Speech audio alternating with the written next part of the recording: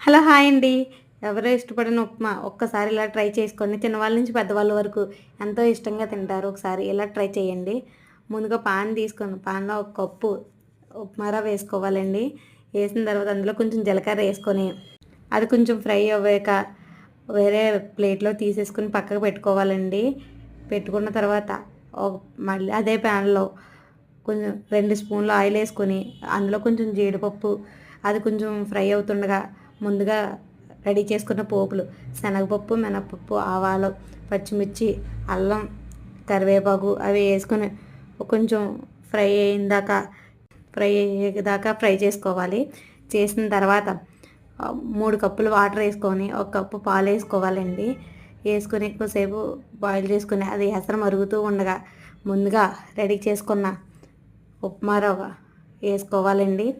వేసిన తర్వాత అది ఒక 10 మినిట్స్ కుక్ చేసుకోవాలి అలాగా.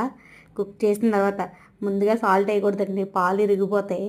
అందుకని తర్వాత పాలు వేసుకోవాలి. సాల్ట్ వేసిన తర్వాత కొంచెం ఆయిల్ వేసుకొని పక్కకు పెట్టేసుకుంటే అదిరిపోయే ఆహా ఓహో అనే ఉప్మా ఇలా